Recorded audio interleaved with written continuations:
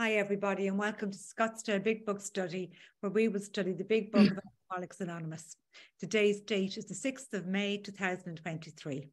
My name is Maria Efferson Frank, and I'm a recovered compulsive overeater.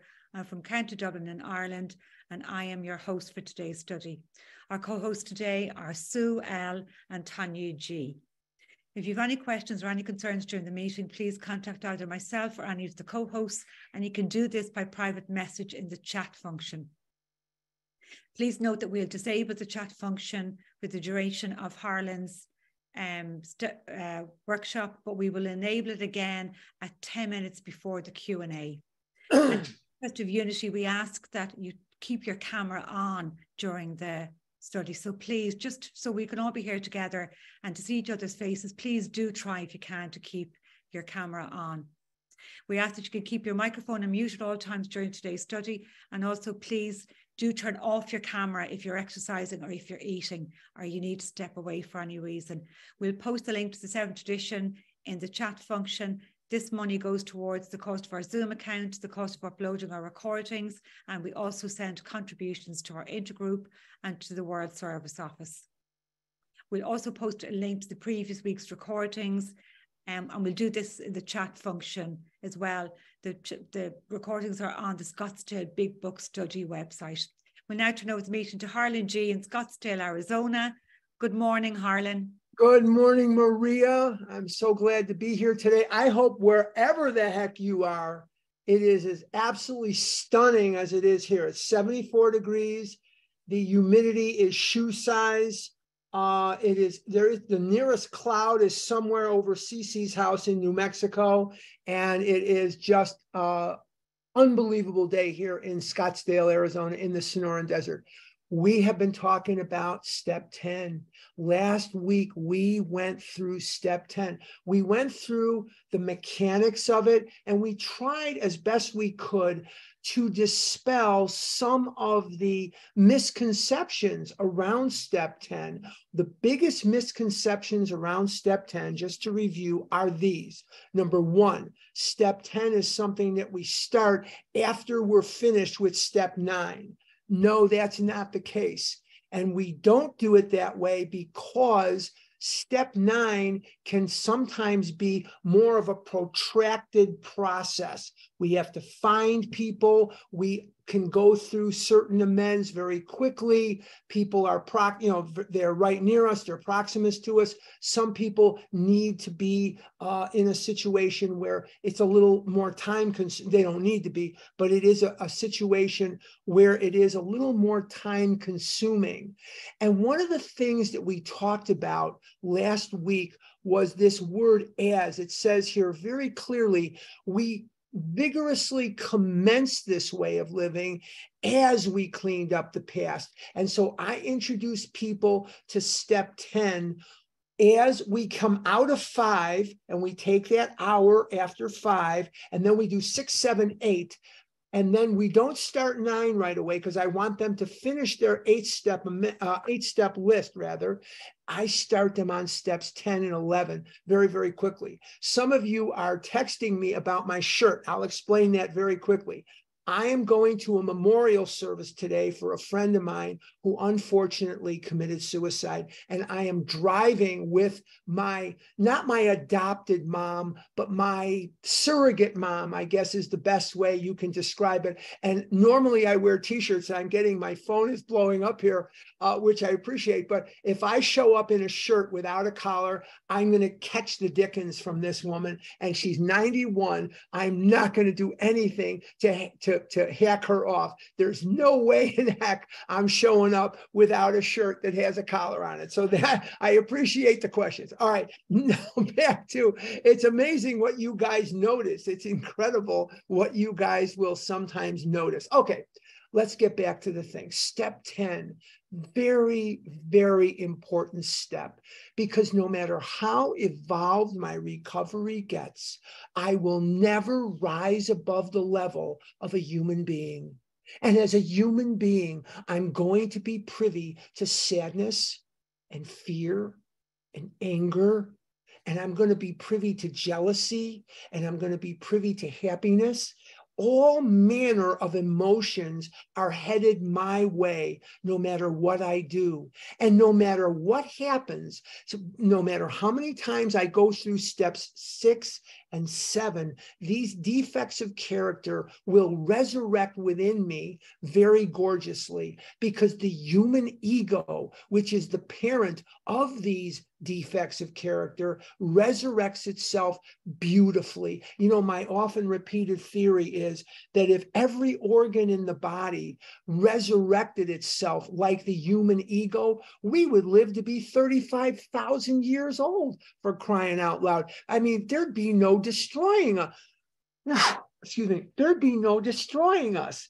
So the human ego is the parent of fear, anger, dishonesty, selfishness, and self-seeking. Those are the defects of character. And we want to be very clear that yelling at your dog or coming late to work or stealing, these are not defects of character. Gossiping, these are not defects of character. These are behaviors that emanate from our defects of character. So let's be clear that when we talk about defects of character, we're talking about 5 defects of character: selfish, dishonest, resentment, fear, and self-seeking.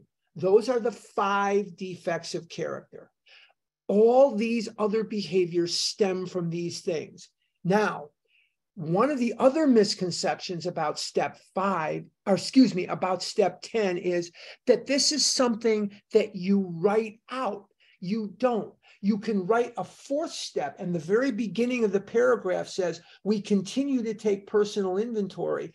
That means from time to time, I just did a 5th step yesterday, and I did a 4th step on Thursday, and it was quite revealing. I wasn't so anxious to see the results of it, but it was really, really quite revealing. And it seems I have a lot of work in front of me, particularly in a certain area of my life where changes are definitely going to have to be in order here, or I'm going to be in trouble. So these 4 steps are revealing. You don't just do one 4th step and you're done for the rest of your life. It doesn't, at least with me, it doesn't work that way. I do them. When do I do a 4th step? Just to sort of circumvent, because I know I'm going to get questions about that later.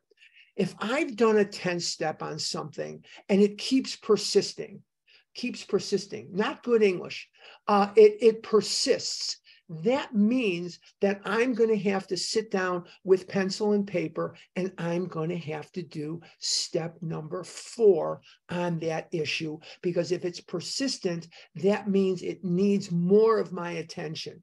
But the instructions for the actual 10th step are: continue to watch for selfishness, dishonesty, resentment, and fear. They left out self-seeking from step 10. Whatever the reason is, doesn't matter. So what step did we use to look at selfish, dishonest, resentment, and fear? We look at step 4 for those things. When these things crop up, we ask God at once to remove them. That's steps 6 and 7. We discuss them with someone immediately. It doesn't say we send them an email. It doesn't say we send them a letter. It doesn't say we call them when we have a chance. It says we discuss them with someone immediately. And this is very important. Now, I work too. I happen to work for myself.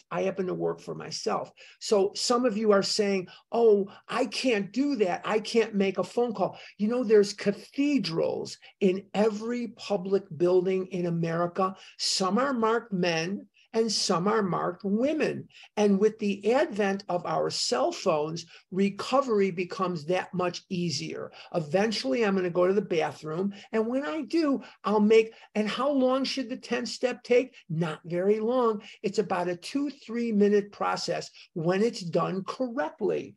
Well, what step did we use to discuss something with someone immediately? Yeah, you're right. Step 5.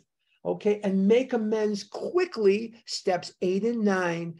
If we've harmed anyone, then we resolutely turn our thoughts to someone we can help, step 12. So we get this thing, well, you have to work the steps in order. There's references to step 11 in 9, and there's a reference to step 12 in 10. So that tells me that we do them in order, but we do them together. that there is a nexus, there is a putting together of these steps that aids to our excuse me, to our spiritual awakening. Very, very important that we remember that. Okay, now last week, I promised you something. And what I promised you was we would cover in this next paragraph, we're going to start on page 85. But before we get to the paragraph beginning, it is easy to let up on the spiritual program of action. I'm just going to re-look at two sentences in the bottom of 80, on the bottom of page 84. And it says here, and we have ceased fighting anything or anyone, even alcohol. Very, very important. We have ceased fighting anything or anyone, even alcohol. You know, when I first came into these rooms, I have some memories 44 years ago of those first few nights trying to give up the food. And I'm going to be honest with you, since my sponsor at that time is no longer living, and I hope he's not listening to this, I was unsuccessful because I could not bear through those original hard times of the withdrawal from the sugar. So I capitulated to it. But when I finally got rolling, it was very difficult and I was extremely nauseated. I walked around with dry heaves. I walked around, the back of my head was frickin' killing me. And I was just irritable and I was just miserable because I was used to having my emotions sated with Rolos and M&Ms with peanuts and Almond Joy bars and Kit Kats. So that was my medicine. That was my prescription. You know, I got Kit Kats as needed. You know, Dr. Mars, Dr. M&M said Kit Kats as needed. And it said for refills, infinite amount. You know, it says infinite amount. So I was under no circumstance limited to the number of medical procedures, meaning McDonald's, meaning Kentucky Fried Chicken, you know, whatever it was, whatever that was, that I could apply to my problem here. Okay, so it says we've ceased fighting anything or anyone. It took me a longer time than I'm willing to admit sometimes before I stopped dieting with group support and transcended into recovery. And the second most common asked question on Vision for You is, what the first most common is, can I be heard? May I be heard? Can I be heard? May I be heard? Now, just for you guys that come here, may I be heard is not the right question, because may I be heard means you're asking permission to be heard. The real question is, can I be heard? I may not be much at math, but come on, if you're going to ask the inane question, all you need to do is do it right and say, can I be heard? Not may I be heard. Okay, so I want you guys not to sound, you know, Dumbo the elephant, you know, like that. I want you guys to sound good. Okay, that's I'm crazy today. I don't know why. Okay, so the bottom line is we have ceased fighting anything or anyone, even alcohol. And when I find myself in a situation today where I am fighting something, particularly very difficult people to get along with, I've had to separate myself from two friends that I have known for almost 60 years, 50 plus years. I love these men. I truly do. I love them and they love me. I cannot be around them. They are toxic to my spirit. Not because they're bad people. I'm not judging them, and I'm not coming here to gossip about them or anything like that. The reason I've had to separate myself from them is I cannot fight them any longer. I'm old. I'm going to be 69 years old here in about 15 minutes, it seems like. The bottom line is, I can't fight them anymore. I don't want to be in those circumstances where I'm around extremely difficult people. Then it says, for by this time, sanity will have returned. Oh, before I leave that, fighting anything or anyone, it's not just about people, guys. It's about food. You see, I am a compulsive overeater. And if you put me in the prize ring with food, imagine a prize fight, a boxing match, and I'm in there with food. Food is 100 feet tall and it is in top shape. There isn't, there's muscle upon muscle upon muscle upon muscle. And food has kicked my butt from the time I was a baby. So to think that I can go in there and beat food on its own game, to beat food down, is absolutely insane. It's insane to think I can do that. So I can't fight food. So what this program has done for me is it has emancipated me from that struggle. This is the essence of recovered, the essence of recovery. And if you look at what we talk about here, so much of the time, we are in a situation where many people, hopefully not you guys, but many, many people treat OA as if it was a diet club.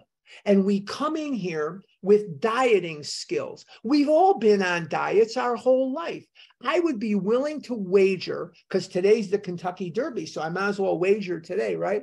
But anyway, I would be willing to wager that if I went to your house, there is going to be a literal library of self-help books and diet books, food-related books, what to eat, what not to eat, the this diet, the that diet, the this, the that. I would be willing to bet you that you guys would probably pass a test. If I don't know how registered nutritionists are in the state of Arizona or Illinois or anywhere, but what I could bet you is most of you could get 97% on any test that a doctor or a nutritionist would pass relative to food. I bet if I had a sign here, how many calories are in this, you guys would be right there. If it was in Jeopardy, you guys would be Jeopardy champions. So we want to transcend this dieting into recovery. And it says here, we have ceased fighting anything or anyone, even food, even alcohol.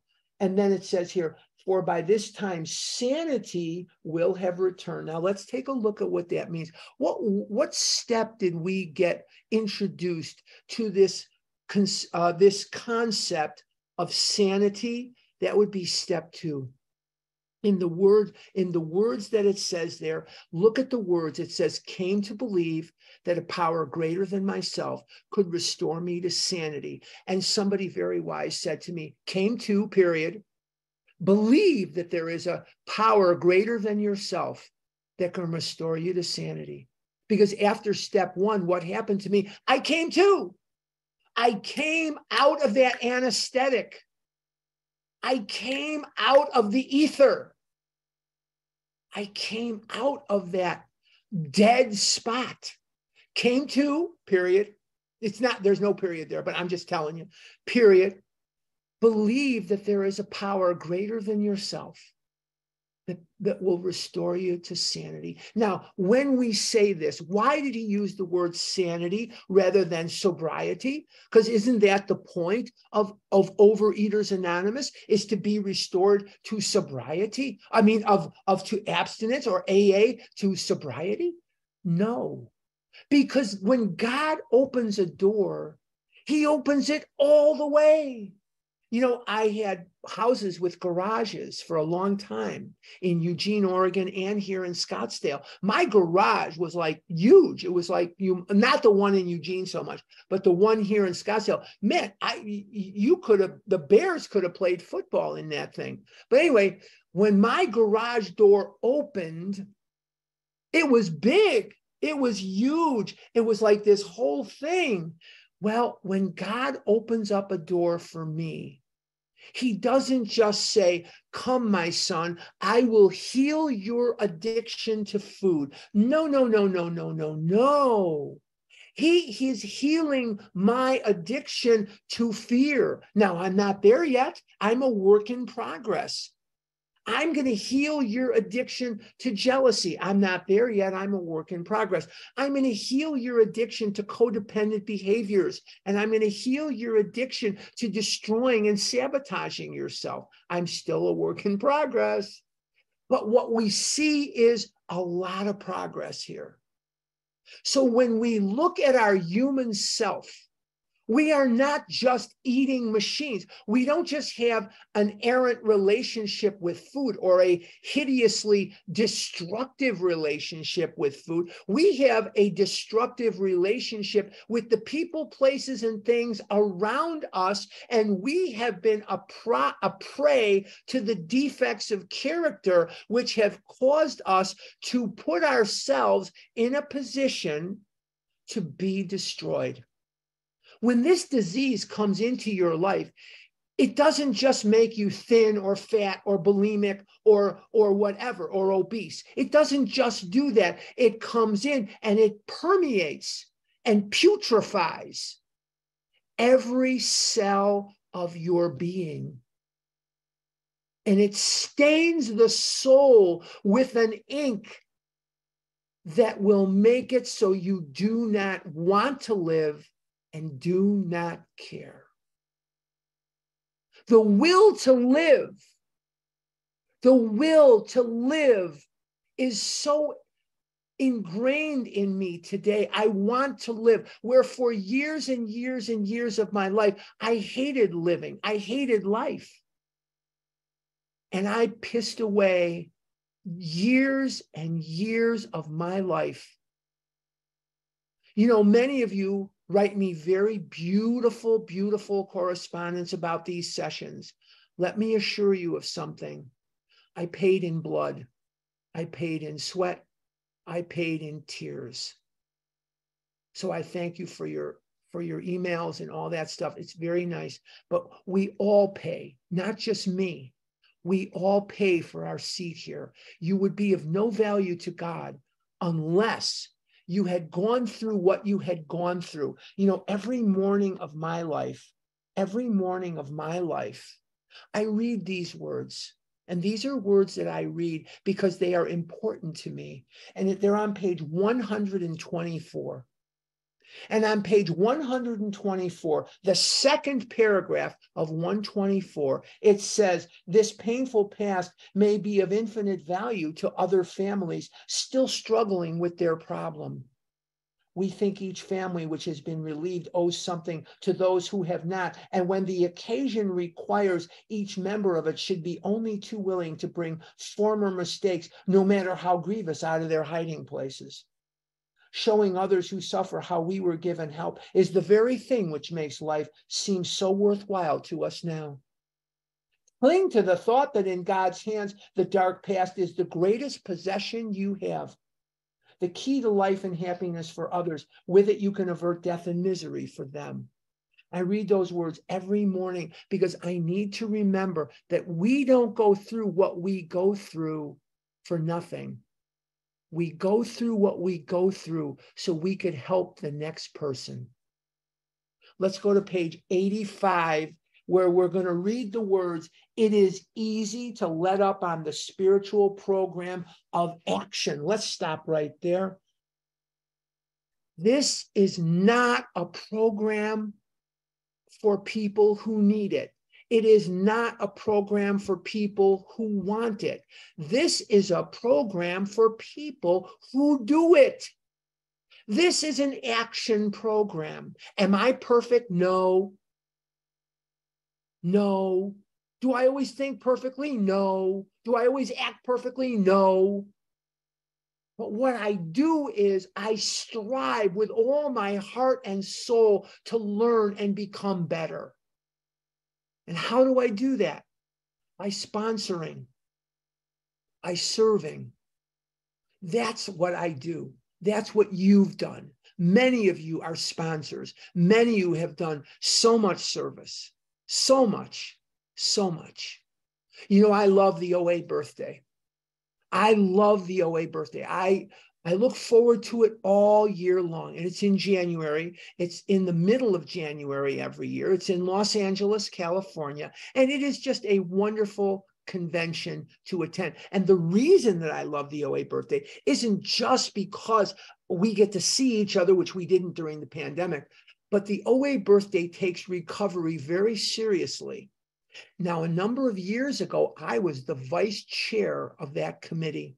And my job was to make sure that we put the microphones in the hands of the people best suited to have them. And that was part of my job. They take recovery very seriously.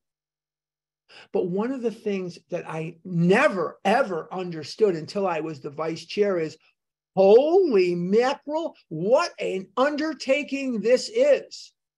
Oh my God, there is so much negotiation with the hotel. There's so much with the rooms and this.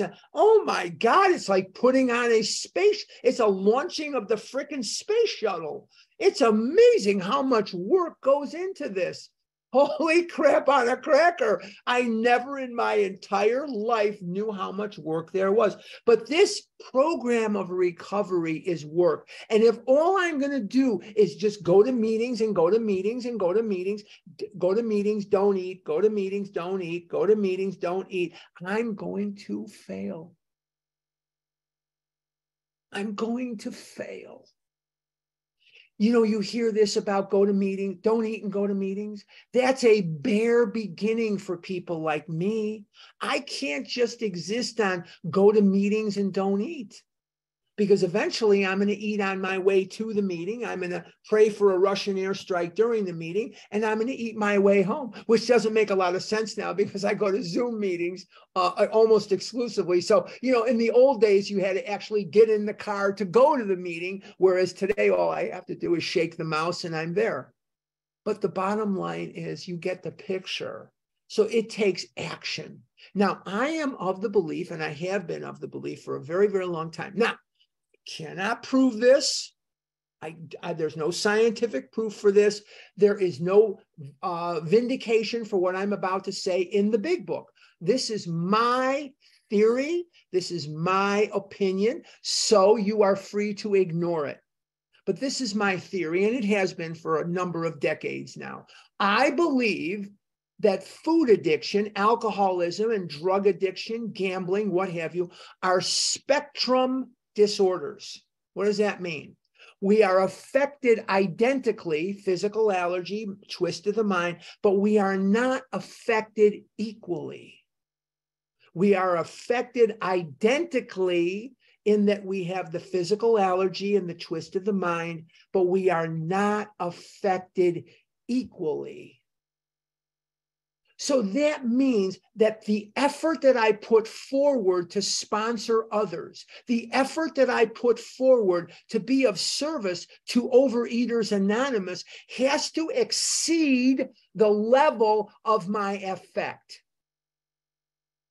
However deeply affected I am by this disease, judging by the fact that I was 335 pounds as a senior at Mather High School in Chicago, judging by the fact that I was 500 pounds by the time I was a sophomore in college at Roosevelt University in downtown Chicago, and by the fact that I was 600 pounds by the time I graduated Roosevelt University, I'm pretty damn affected, as are you.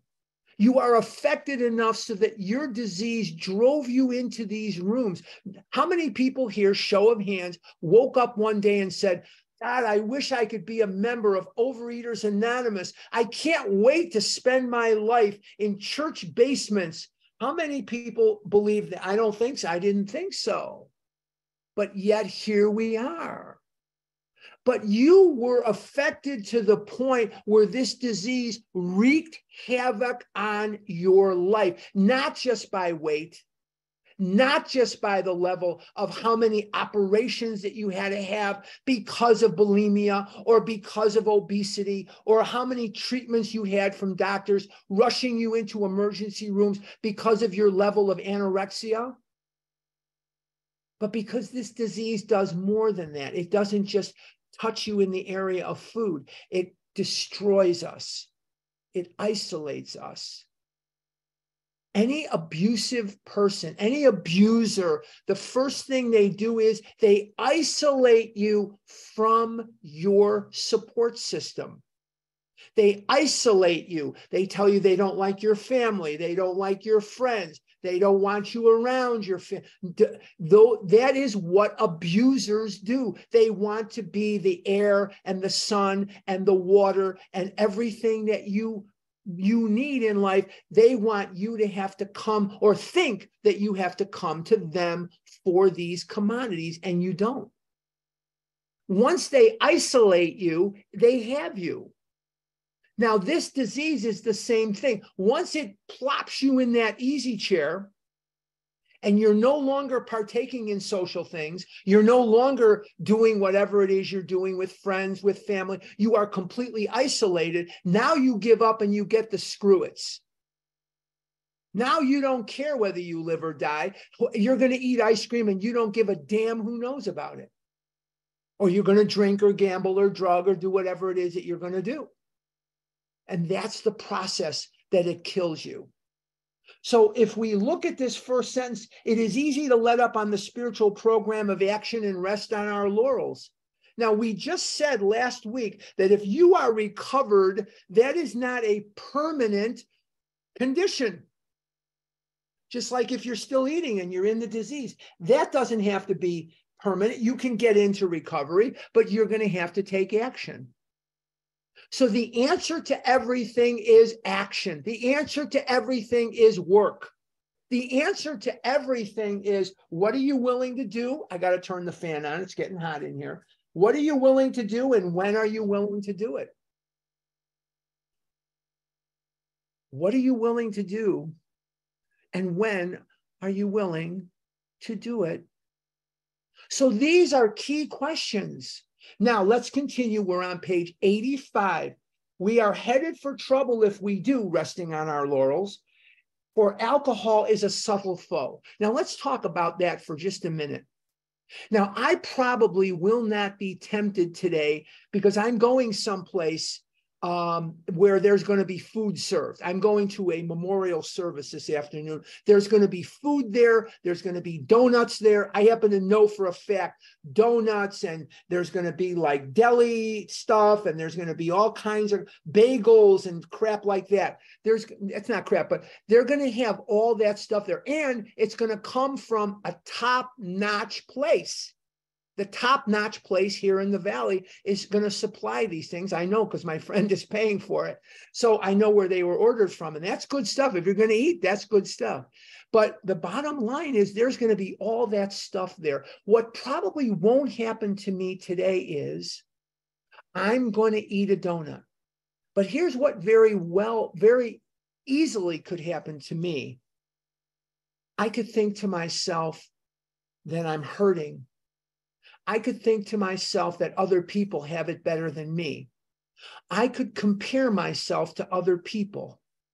I could get scared. I could get whatever it is. And through that hole in the fence, self-pity, these various things, fear, anger, selfish, self-seeking, dishonesty, through guilt, through shame and remorse, the disease can very seductively say to me, you know, you haven't had one of these in a very long time. And these are really good ones. Your friend paid for these, and he would be disappointed if you didn't have one. So the bottom line is, this is especially made for me, or it's kosher, or it's vegan, or it's vegetarian, or whatever that may be. I can be enchanted by BS. And I can justify that BS very easily because, oh, look at him, look at her, look at them, look how lucky they are, and I, so unfortunate. And the disease right there. And it speaks to me in the most seductive voice possible. The disease comes to me wearing the cutest clothes, the cutest outfit I've ever seen. And man, it just knows what to tell me. And when we say that alcohol is a subtle foe, this is exactly what we're talking about. The sirens on the rocks, the ancient story of the sirens, very seductively basking on the rocks, beckoning the sailors to bring their ships in. And when the sailors do, their boats are dashed on the rocks, and the sailors will come, the sirens will come and rob what's left that washes up on shore. That's exactly this disease. The temptress of this disease is not often food. The temptress or the temptation of this disease is in the defects of character that ego will rot into my life. Food is down the line from that process. Very important. What we really have is a daily reprieve contingent on the maintenance of our spiritual condition. Now, what does that mean? What we really have is a daily reprieve contingent on the maintenance of our spiritual condition. Once again, what is it telling me? I have to do what I have to do. How does my day start? Well, it starts early. I'm up early. I get up, I walk, but before I walk, before I leave the house, before I do anything, I do step 11. Step 11 is the first thing out of my mouth other than me saying to myself, I got to go to the bathroom. Once I've done that, my bladder and my kidneys, they are the first attention getting organs in the world. So once I've done that, now I come back and I do step 11 and I pray. And there are things in this big book that I read every day of my life. And I have a certain series of things that I do, that I read, and they bring me comfort. They bring me joy. They help me. Now I'm ready to take on my day.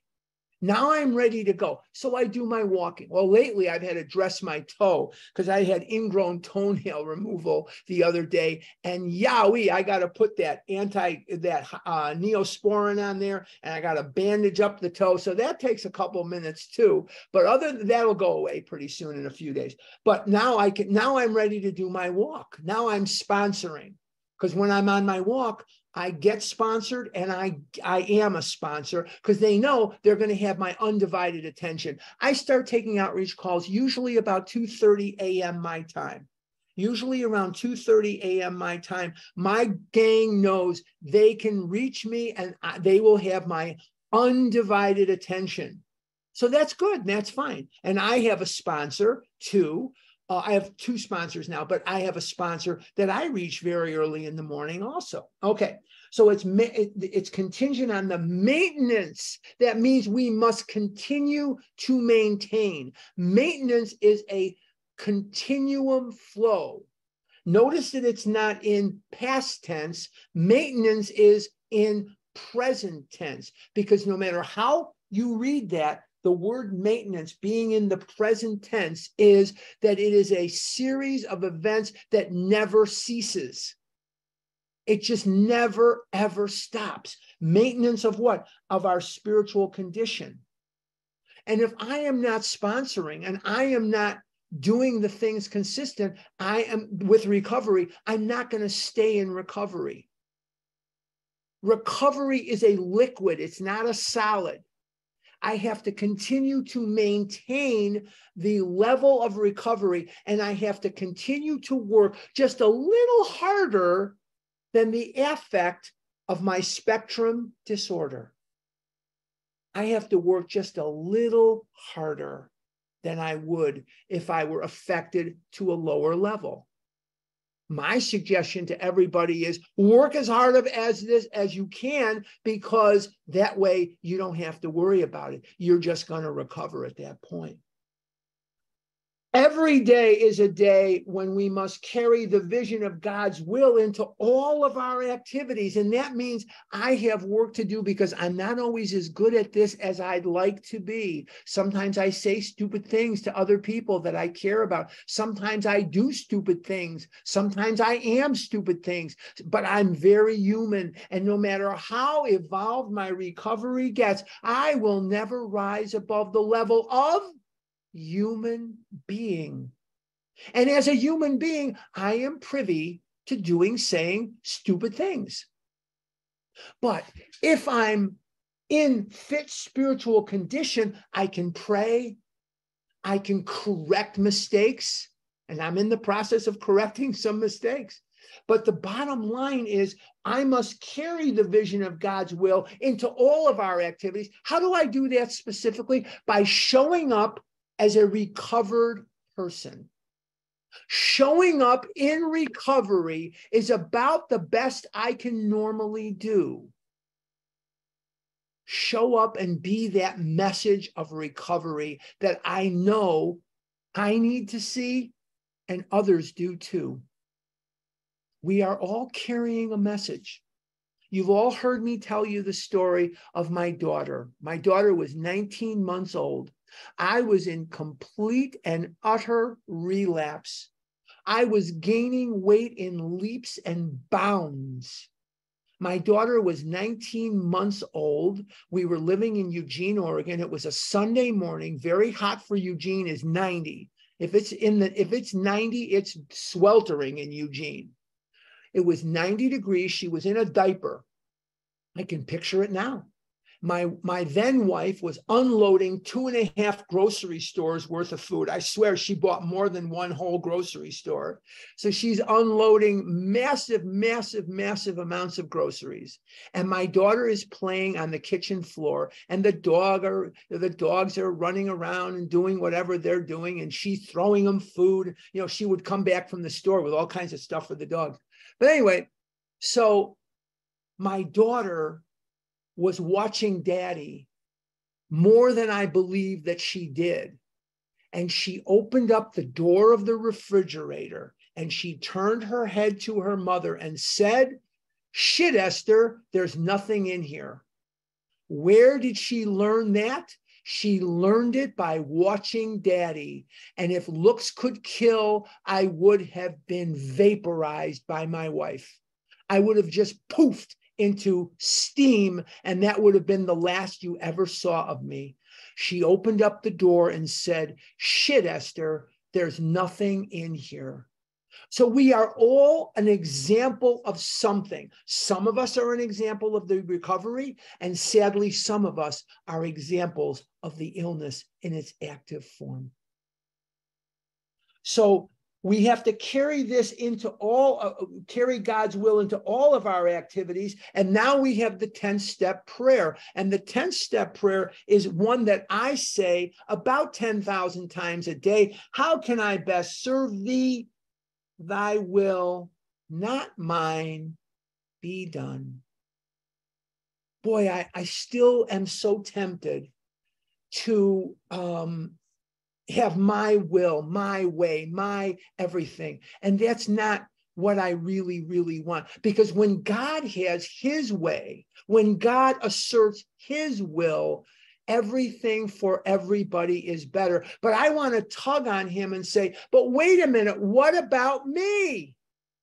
He didn't forget about me. I may not get the result that I want.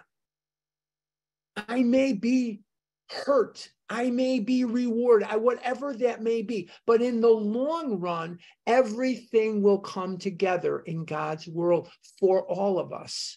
Because when God opens up a door, he opens it all the way. Just like my garage door in Scottsdale, my God will open the door all the way.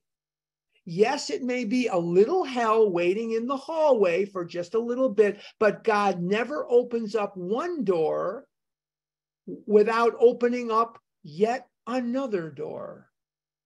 So how can I best serve thee? Thy will, not mine, be done. These are thoughts which must go with us constantly. And if we're thinking about God's will and we're thinking about God, that's prayer. That's prayer. And we're going to be talking about that. That's praying. And we have to remember, what step do we go back to? Step 2.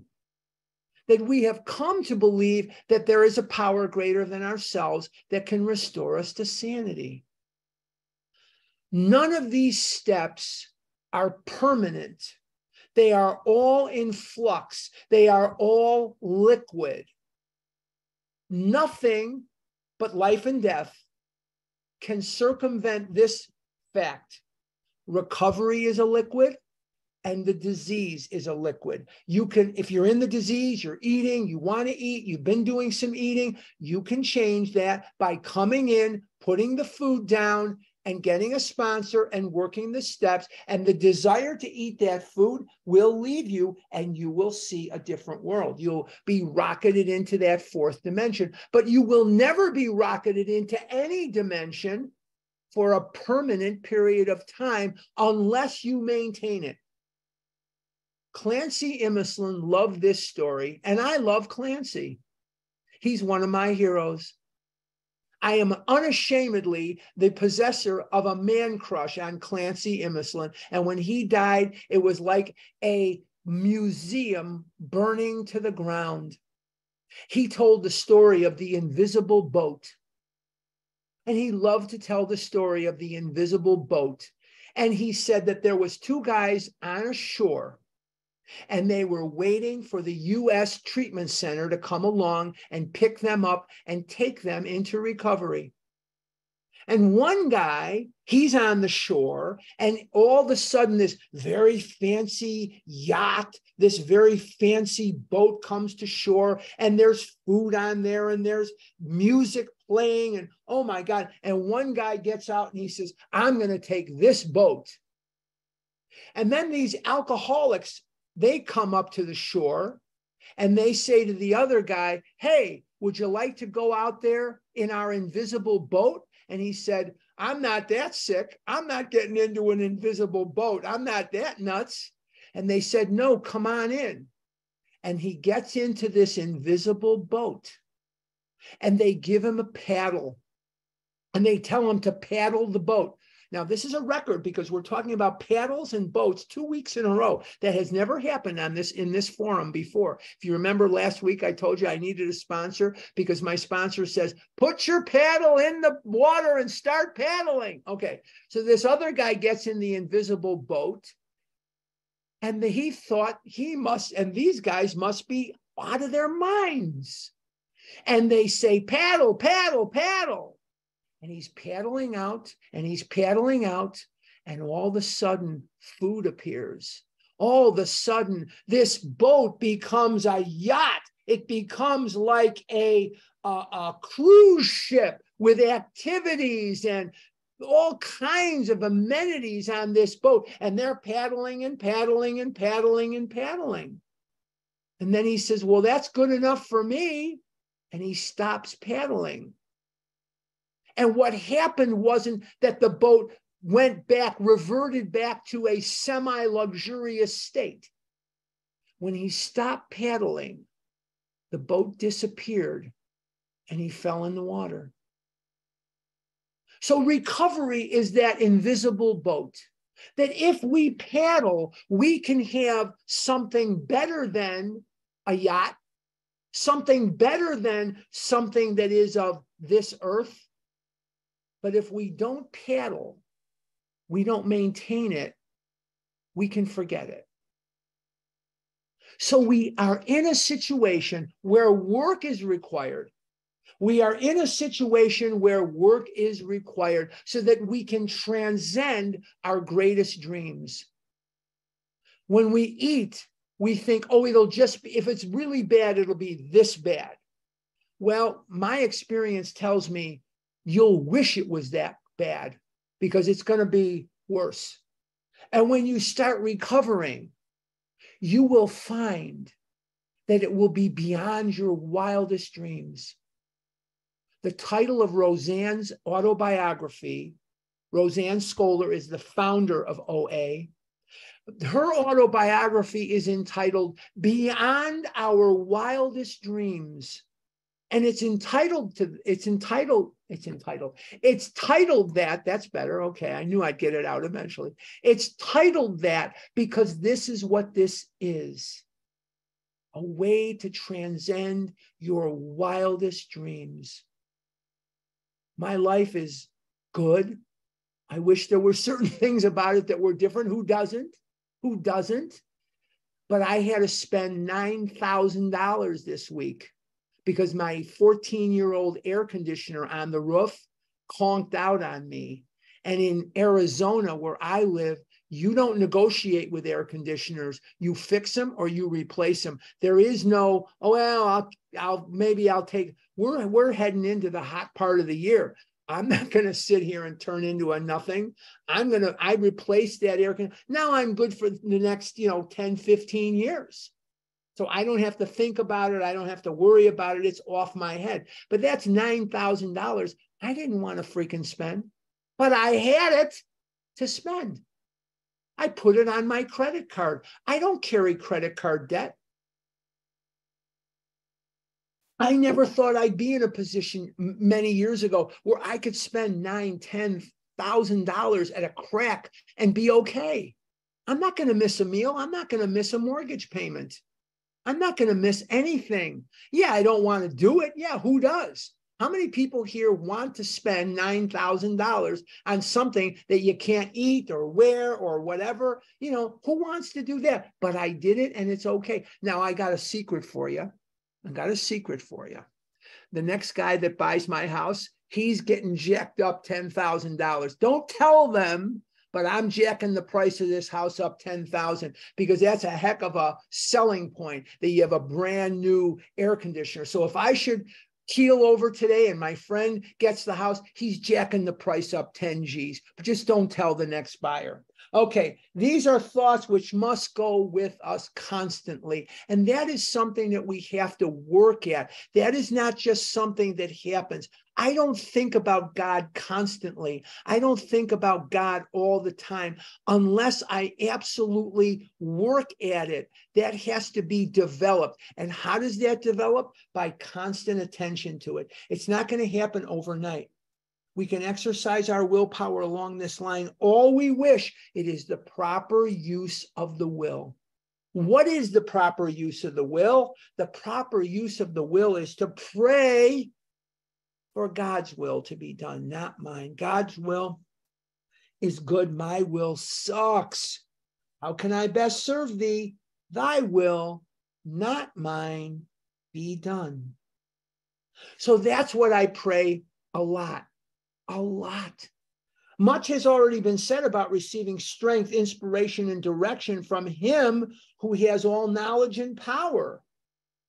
If we have carefully followed directions, not suggestions, but directions. Where are the directions? They're in this book.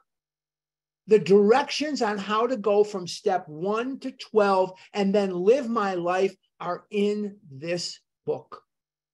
You remember how we were so mad that we didn't get an instruction manual and we didn't get an instruction manual on how to do this or that or the other thing?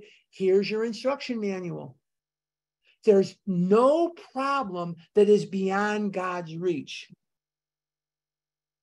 There's no problem beyond God's reach. There's no problem beyond God's power. We have begun to sense the flow of his spirit. Notice that that's capitalized. His spirit, we're talking about God into us. To some extent, we have become God conscious. I'm working on that. I'm more God conscious than I was. I'm looking to be more God conscious yet, and I'm experiencing some growing pains in the last while here. Trust me on that one. I have been taken to school.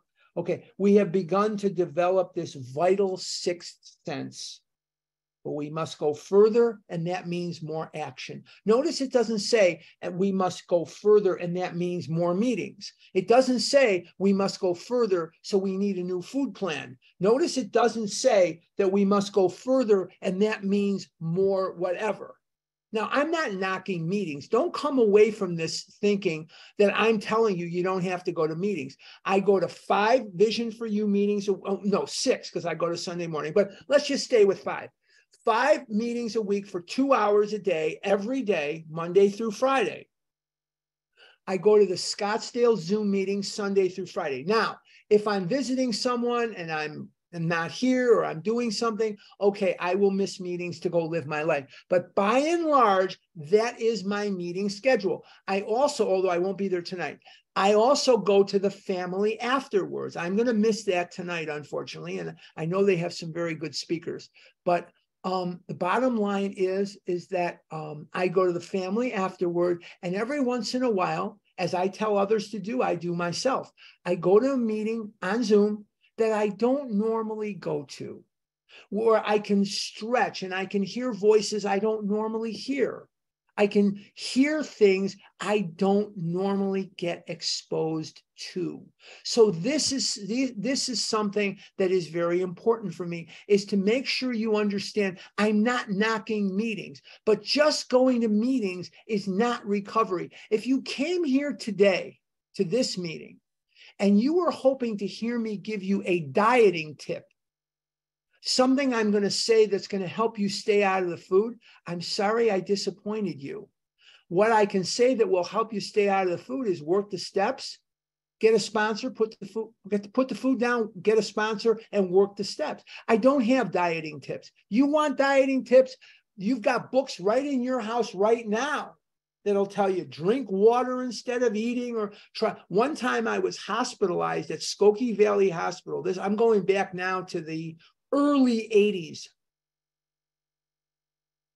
And a psychologist came up to my room and said to me, just try to visualize something I don't know if it was a psychologist, a psychiatrist, I don't know, something. But anyway, this lady said, try to visualize something that you really want and know that the food is blocking you from getting it. Yeah, that works. That works really well. Yeah, that's great. Thanks.